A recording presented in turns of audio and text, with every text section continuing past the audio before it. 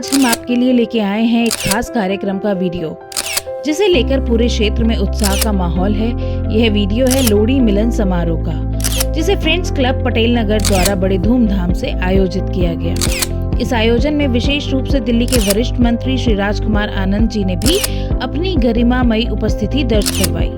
वो कार्यक्रम को और भी गरिमा प्रदान करने के लिए हमारे बीच मौजूद रहे। लोहड़ी का पर्व हर साल खास तौर पर पंजाब में मनाया जाता है, लेकिन इसका उल्लास और समृद्धि का संदेश देश भर में फैलता है। इस वर्ष की लोहड़ी मिलन समारोह में न केवल पारंपरिक गीत संगीत का आनंद लिया गया, बल्कि इस अवसर पर सामाजिक सरसता और एकता का भी संदेश दिया गया। इस समारोह में मंत्री श्री राजकुमार आनंद जी ने लोहड़ी के महत्व को उजागर करते हुए समाज में भाईचारे और सौहार्द के संदेश को बढ़ावा देने की बात की। इस खास वीडियो में हम आपको दिखाएंगे इस आयोजन की झलकियां, जिसमें मंत्री जी के साथ क्षेत्रीय नागरिकों और अन्य उपस्थित लोगों ने इस पर्व को हर्षोल्लास के साथ मनाया। तो आइए इस विशेष लोहड़ी मिलन समारोह के अनुभव को आप भी हमारे साथ देखें और जानें कि कैसे ये समारोह सभी के दिलों को जोड़ने का काम कर रहा है। दोस्तों नमस्कार, मैं निखिल गुप्ता, आप देख रहे हैं जी एक्सप्रेस न्यूज़। आपने मुझे राजनीतिक मुद्दों पर बात करते हुए देखा है। आज मैं एक त्यौहार को मनाने के लिए यहाँ पर पहुँचा हूँ। आज लोहड़ी का पर्व मनाया जा रहा है। दोस्तों लोहड़ी कई मायनों में मनाई जाती है। पौराणिक कथाओं के अनुसार महाराजा दक्ष प्रजापति की पुत्री सती माता ने अपने आप को अग्नि को समर्पित कर दिया था। उसके कई सारे रीजंस बताए जाते हैं। एक सबसे बड़ा रीजन था भोलेनाथ को उस यज्ञ में आमंत्रित नहीं किया गया था। सारे देवी देवता आए थे उस यज्ञ के अंदर, और उस यज्ञ को में अपने जमाता को आमंत्रित ना किया गया और उनका अपमान किया गया। तो लोहड़ी का जो महत्व है, इसे जो दक्ष प्रजापति है उनके पश्चाताप के रूप में भी उस आग में देखा जा सकता है। तो बहुत सारी कथाएं हैं लोहड़ी को लेकर, उसमें से एक कथा मैंने आपको सुनाई है। आइए आयोजकों से बात करते हैं। तो दोस्तों अब यहाँ के ऑर्गेनाइजर से हम बात करते हैं। सर बहुत बहुत नमस्कार। सर नमस्कार। तो सर मैं ऑर्गेनाइजर नहीं हूँ, ऑर्गेनाइजर हमारी फ्रेंड्स क्लब की पूरी टीम है। ये मेरे जो साथी हैं, ये मेरी बाजुएं हैं और मेरी ताकत है।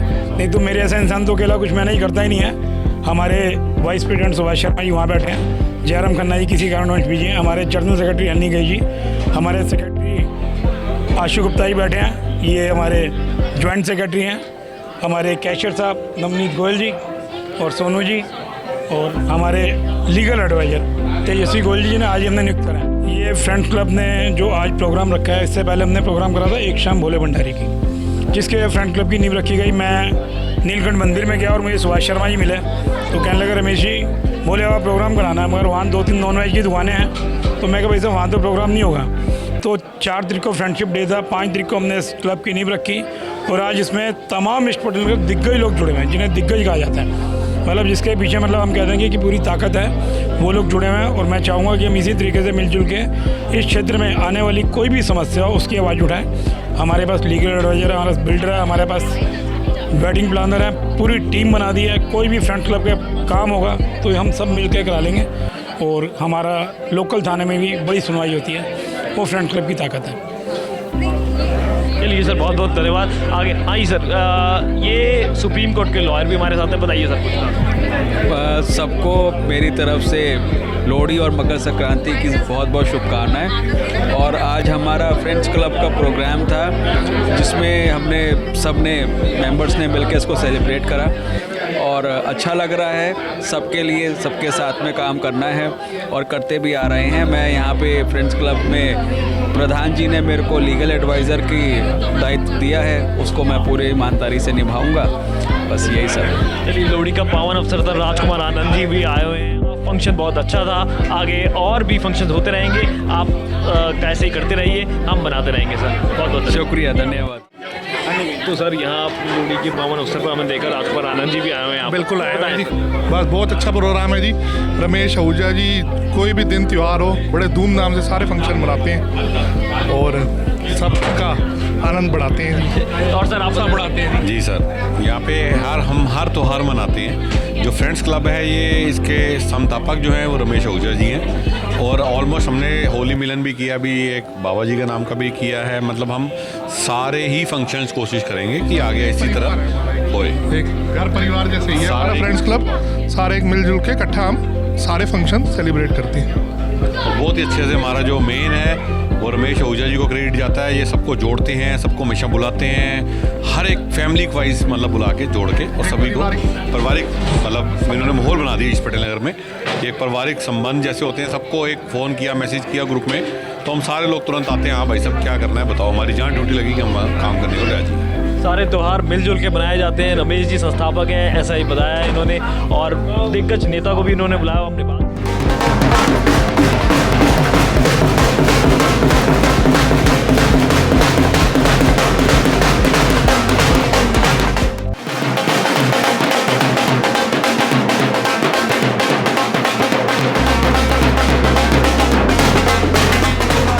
बीजेपी के महामंत्री और मेरे बहुत पुराने साथी, इन्हें भगवान खूब शक्ति दे और खूब कृपा करे और बहुत अच्छे से सारी चीजें समझे, और सबको पता है सबने क्या करना है।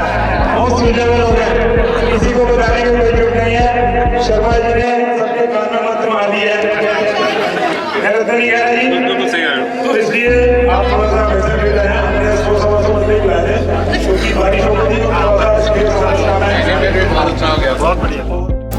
ये मेरा प्यारा सा राजकुमार युवान कोरा, प्यारी सी छोटी सी नोनी राजकुमारी कृतिका कोरा, और मेरे सबसे प्यारे राजकुमार प्रणव कोरा जी, इनकी पहली लोहड़ी की इनको बहुत बहुत मंगल बधाई। ये हुई नहीं थी लोहड़ी, ये मेरा पहला, ये युवान कोरा की पहली लोहड़ी, प्रणव कोरा कृतिका कोरा मेरी छोटी सी राजकुमारी आज छोटी सी मम्मा बन गई है। बताइए लोहड़ी के इस पावन अवसर पर आप यहाँ आए हैं, कुछ बताइए कि आप कैसे लगा आपको आके, क्या है? नहीं बहुत अच्छा लगा, अरेंजमेंट भी बहुत अच्छा था, और सब मिलते हैं तो बहुत अच्छा लगता है, बात करते हैं हर किसी से, मेल जो सोशल होता है बंदा, हर किसी से मिलता है तो अच्छा लगता है। कहीं बता दो जैसे लोहड़ी का कैसे आपने त्यौहार करा, एंजॉय करा? हाँ जी, हमने रमेश आहूजा जी के थ्रू आए हैं, वही एक भैया हैं जो सबको इकट्ठा करते हैं, और उनकी वजह से हम सबको हिम्मत करते हैं सबको इकट्ठा करने की। बहुत आभारी हैं हम उन चीज़ के कि हम सब बहनों को भी इकट्ठा कर देते हैं, और अच्छी बात है हमें बड़े बड़े लोगों से मिलने का भी मौका मिल जाता है इसी बहाने। अदरवाइज रमेश भैया टू गुड। मैम आपका नाम? मनीषा। मनीषा जी आप बताइए कुछ। सब बहुत अच्छा है, अच्छा लगा आके, हमारे फ्रेंड्स मिले, भैया मिले, भाभी मिले। आज हमारे साथ आम आदमी पार्टी से पहले कुमार आनंद जी पूर्व दिग्गज मंत्री मौजूद हैं यहाँ पर, और अब भारतीय जनता पार्टी में हैं। हम बात करते हैं। सर नमस्कार, कैसे हैं सर? बढ़िया बढ़िया, आप बताइए। लोहड़ी के इस पावन अवसर पर आप यहाँ आए हैं, कुछ बस लोहड़ी सबको खुशहाल रखे, खुशहाली का त्यौहार है, और सब लोग खूब अच्छे से रहें, पूरी दिल्ली के लोग पटेल नगर के खास तौर से खुश रहें और तरक्की करें, यही शुभकामनाएं। हमने देखा पटेल नगर में यहाँ पर सड़कें वगैरह आपने अच्छा काम किया है, कुछ बताइए सर। पिछले 10 साल से आप यहाँ थे। देखिए मैं 2020 में विधायक बना था, और उसके बाद 1.5 साल कोरोना रहा, और कोरोना के समय में भी मैं लगातार एक्टिव रहा, एक दिन भी घर नहीं बैठा। 2 बार मुझे भी कोरोना हुआ। कोरोना के समय में जितने भी, कभी मैं राशन बंटवाता हुआ गरीबों को पाया गया, कभी खाना बंटवाता हुआ पाया गया, मैंने ऑक्सीजन दी लोगों को जिनको ज़रूरतमंद को, मैंने कोविड केयर सेंटर खोला। कुल मिला के उस टाइम भी समाज की सेवा की, अपने क्षेत्र की सेवा की, और ये एरिया पटेल नगर बिल्कुल मेरे परिवार की तरह है। और कोरोना के बाद 9 महीने पहले मैंने इस्तीफा दे दिया था, तो कहने का मतलब कोई 2.5 साल मुझे काम करने का मिला। 2.5 साल में इतना काम हुआ है, मैं किसी से ये नहीं पूछता कि मैंने ये गली बनवाई थी, मैं उसको कहता हूँ जितना काम हुआ आप लोगों को पता है। तो लोग कहते हैं कि 20 साल में 25 साल में इतना कभी काम नहीं हुआ जितना 2.5 साल में हुआ। पानी की समस्या थी, पानी के लिए हमने घर घर में नए पाइपलाइन से जल की व्यवस्था कर दी है। ये मेरे पुराने काम हैं जो किए पिछले 2.5 साल में। अब आगे के हमारे विजन है कि माननीय प्रधानमंत्री नरेंद्र मोदी के साथ काम करने का मौका मिल रहा है, उनका सिपाही बनने का मौका मिल रहा है, बहुत अच्छा लग रहा है, और लोग बहुत सपोर्ट कर रहे हैं, पटेल नगर के बहुत प्यार करते हैं। सर अब आने वाले इलेक्शन से हमने देखा है, तो इसके बारे में कुछ बताएं, क्या आपका विचार है, और इंफ्रास्ट्रक्चर को लेके जो आपने काम करे हैं वो और कैसे आगे बढ़ सकते हैं? देखिए मैं जो भी काम गिना रहा हूँ वो एक कमज़ोर सरकार में किए, जिसके सरकार के मुखियाओं के पास सिर्फ बहाने होते हैं। मैं जब अरविंद केजरीवाल से विकास की बातें करता था, वो प्रचार की बातें करता था, मैं कहता था साहब पटेल नगर में सीवर सिस्टम सारा चेंज कराना है, वो कहता था हमें मध्य प्रदेश में 4 विधायक बनाने हैं कम से कम। तो उनका और हमारा यही कॉन्फ्लिक्ट था कि हम कहते थे कि दिल्ली के टैक्स का पैसा दिल्ली वालों के ऊपर खर्च होना चाहिए समय से, और सही तरीके से खर्च होना चाहिए। इसका फंड उसको डाइवर्ट कर दिया, उसका फंड उसको डाइवर्ट कर दिया, दिस इज रॉन्ग। तो फाइनली वहाँ दम घुटने लग गया और हमने वो पार्टी छोड़ दी। सर विजन क्या है भारतीय जनता पार्टी का? अब आप पार्टी के दिग्गज नेता हैं, कुछ बताएं सर, अगर आपकी सरकार बनती है तो क्या काम उसमें? देखिए हम तमाम काम करेंगे। देखिए शिक्षा मॉडल पे जितनी बातें होती हैं, आम आदमी पार्टी करती है, केजरीवाल जी करते हैं, मनीष सिसोदिया दुनिया के सबसे अच्छे शिक्षा मंत्री कहलाए जाते हैं, न्यूयॉर्क टाइम्स में एक लेख लिखा आ जाता है जिसमें 3 लाइनें होती हैं। तो हम भी बड़े प्रभावित थे, लेकिन जब मैं एजुकेशन मिनिस्टर बना तो मैंने पाया कि वो खोखला दावा था।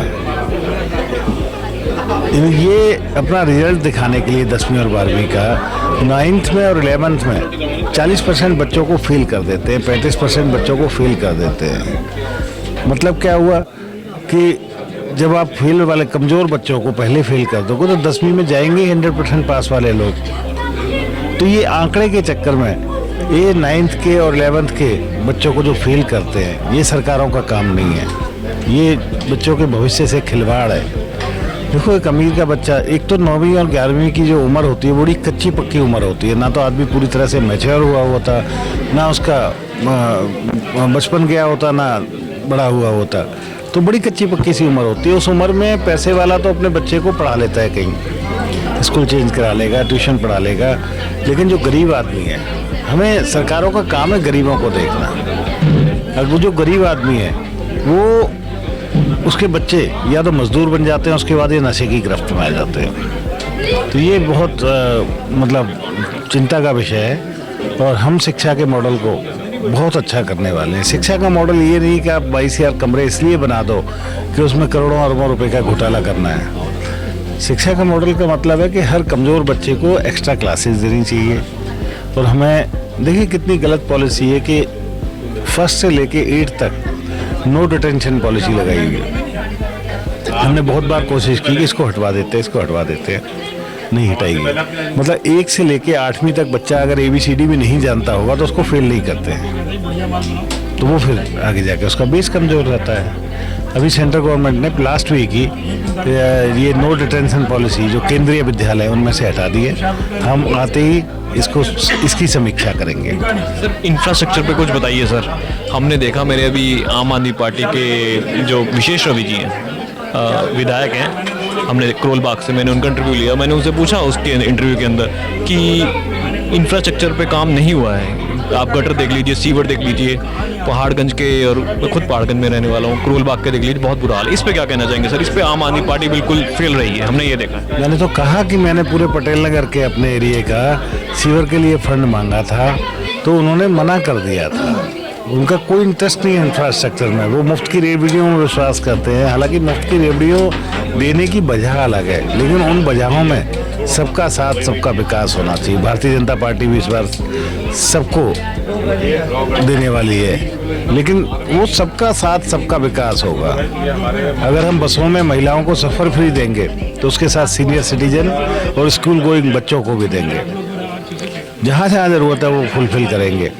अगर हम बिजली फ्री देंगे, आज बिजली की क्या हालत है, ये 200 यूनिट कहता है फ्री दिया, 199 यूनिट तक जीरो बिल आता है, और 201 जैसे ही हो जाता है तो 201 यूनिट का बिल आता है। यानी कि 2 यूनिट उसने एक्स्ट्रा खर्च किए और 201 का उसको बिल देना पड़ता है। परेशानी कहाँ है कि एक झुग्गी में रहने वाली महिला महीने में 7 दिन जब कड़कती मतलब बहुत घनघोर गर्मी पड़ती है, उन दिनों में अपना फ्रिज बंद कर देती है 7 दिन के लिए। AC तो होता नहीं, फ्रिज इसलिए बंद कर देती है कि 185 यूनिट हो गए, अगर फ्रिज चलाएंगे 7 दिन और तो 201 यूनिट हो जाएगी।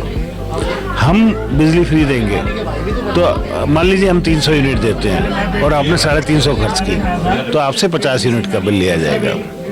तो इस तरह से सबको सुविधाएं मिलेंगी और सबका साथ सबका विकास होगा। ये मोदी जी की पॉलिसी है।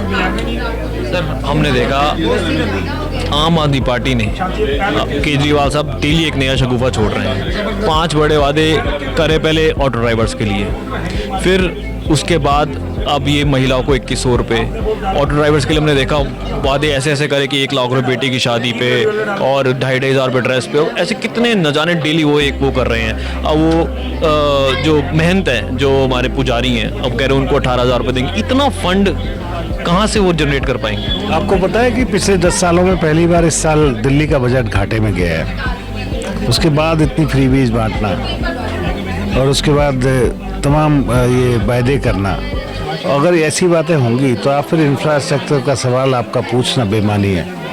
इंफ्रास्ट्रक्चर की बात दिल्ली में करना बेमानी है। केंद्र से आप पैसे मांग नहीं सकते क्योंकि आप लड़ते हैं, केंद्र से बना के नहीं चलते। तो आखिर दिल्ली का इसमें पिस कौन रहा है? इनकी खींचाता नहीं मैं, पिस कौन रहा है? मैं और आप पिस रहे हैं, दिल्ली की जनता पिस रही है। फ्रीबीज के ऊपर आप एक बात बताइए।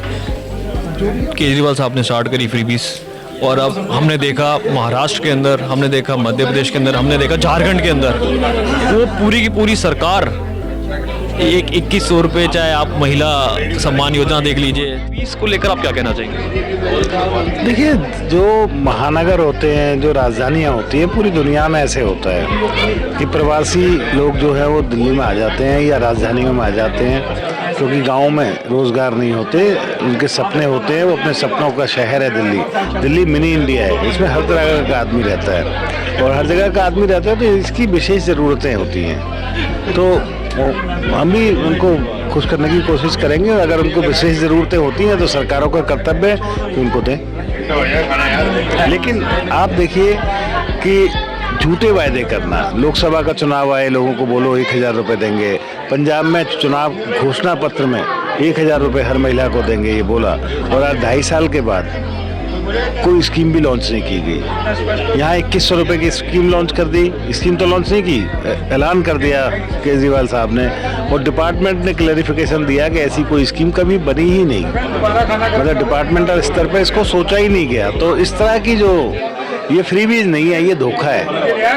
दिल्ली, ठीक है, दिल्ली में 2 चीज़ें बिकती हैं केजरीवाल जी की, एक झूठे वायदे और दूसरे पर इल्ज़ाम लगाना। लोकसभा की 7 सीटों में से हमेशा 7 आ रही बीते 10 सालों में, लेकिन जहाँ विधानसभा की बारी आती है वहाँ पर आम आदमी पार्टी बाजी मान ले जाती है। इस बारी सर आप कहाँ देख रहे हैं भारतीय जनता पार्टी? भारतीय जनता पार्टी दिल्ली में सरकार बनाएगी, आप देखते जाइए। बहुत उमंग है लोगों में, लोग परिवर्तन चाहते हैं, क्लस्टर में लोग चाहते हैं कि बहुत हो गया, अब इस बार हम परिवर्तन लाएंगे। चलिए, बहुत बहुत धन्यवाद सर। भारतीय जनता पार्टी के दिग्गज नेता हमारे साथ थे, इन्होंने बात करी। अब देखते हैं आने वाले चुनाव में क्या होता है। इन्होंने थोड़ा सा टाइम निकाला हमारे लिए, सर बहुत बहुत धन्यवाद। कैमरामैन राज के साथ Nikhil Gupta, NG express news. जुड़े रहने के लिए हमारे YouTube चैनल को सब्सक्राइब करें और नई वीडियो की नोटिफिकेशन के लिए बेल आइकॉन को दबाएं। अगर आप ये वीडियो Facebook पर देख रहे हैं तो लाइक जरूर करें और ज्यादा से ज्यादा शेयर करें। धन्यवाद।